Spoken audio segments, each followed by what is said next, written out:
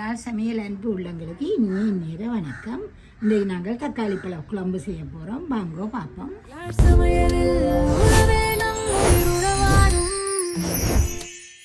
தக்காளி பழம், வெங்காயம், பச்சை மிளகாய், உள்ளி, புளி, கருவேப்பிலை, மூணாம்பால், 2-3 வெந்தயம், யாழ் சமையல் தூள், உப்பு.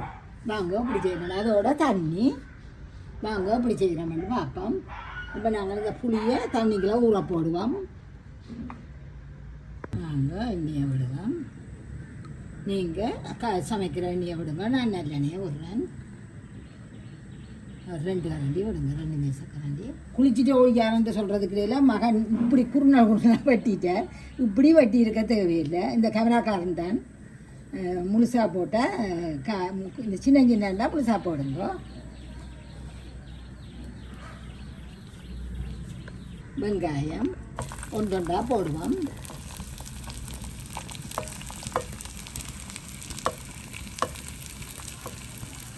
புளி இலையும் போடுவோம்.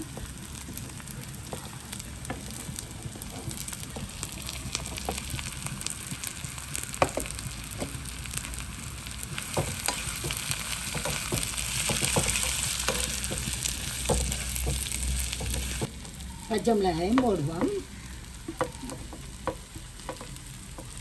கொஞ்சம் மதங்கட்டு தக்காளி பழத்தை போடணும்.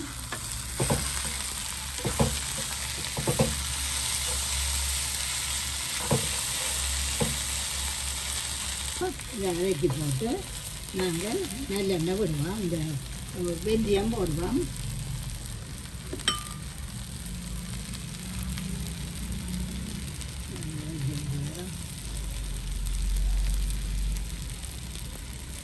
கொஞ்சம் இது கிட்டத்தட்ட வெந்தய குழம்பு மாதிரித்தான். கூட வெந்தயம் போடுவோம். இப்போ இது இன்னும் வேறும் 4 பக்கம் வேறும். கொஞ்சம் பொறி வட்டாப்புல கலப்பம்.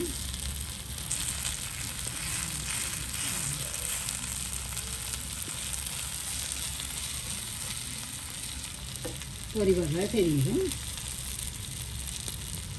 வெந்தயம் பொரிஞ்சு வாசமாக இருக்குது. இனி நாங்கள் எல்லாத்தையும் கிளறி வேணும். வீட்டில் கருவேப்பிலை தான் கறக்க போடணும். நான் கொஞ்சம் தான் ஆயிலாம் போயிட்டு கொஞ்சம் தான் கொண்டு போடணும். 3 நாள் நல்லா கிளறி போட்டு தக்காளி பழத்தை போடுவோம்.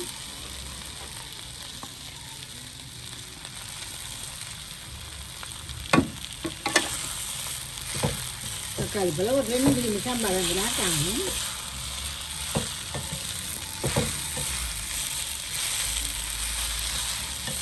கறியப்படாது.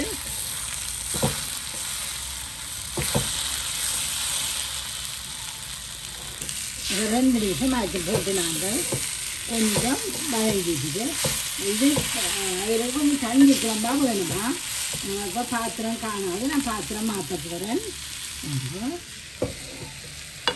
அது அப்படியே இருக்கட்டும். இதுக்குள்ள நாங்கள் காப்பி பால்களை விடுவோம்.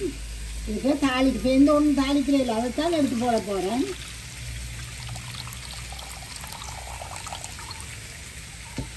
புளித்தண்ணி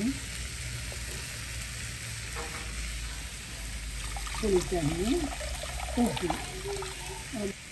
இதுக்குள்ள தூளையும் போடுவோம்.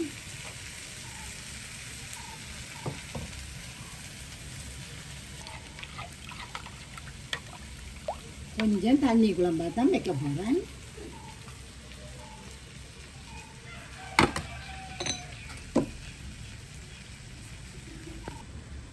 உப்பு போடுவோம். நான் அந்த கைப்பழக்கத்தில் எல்லாத்தையும் அள்ளி போட்டுடுறது. உப்பும் போடுவோம். இப்போ நாங்கள் மூடி விடுவோம். கொதிக்கட்டும். நாங்கள் இதுகளை போடுவோம். இதை உண்டாவே இதுக்குள்ளேயே பெரிய சட்டியெல்லாம் பாலை விட்டுருக்கலாம்.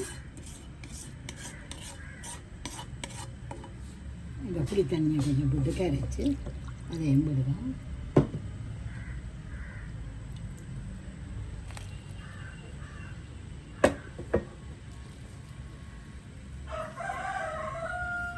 அப்படியே மூடி விடுவோம். முதல் பால் பொடியில் மாங்கோ திறப்பம் வச்சதுக்கு பான் திறக்கிறோம். பாருங்க இந்த மாதிரி கொதிச்சுட்டு வந்து நல்லா பொங்க பொங்க கொதிச்சுட்டுது. இனி நாங்கள் முதலாம் பாலை விடுவோம். முழுக்க விடுவோம். தண்ணி குழம்புன வழியா எல்லாத்தையும் விட்டு விடுவோம்.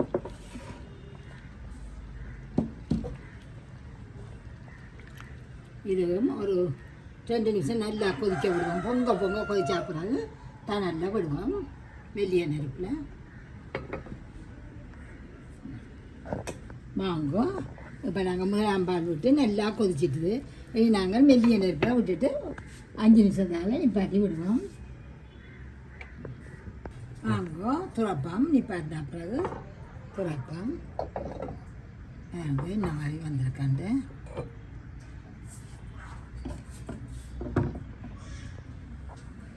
இது நீங்கள் அதை 2ஆம் பாலை கொஞ்சம் குறைச்சிங்கண்டா கொஞ்சம் நல்லா கட்டி குழம்பா வேணுமெண்டா அப்படி செய்யுங்க.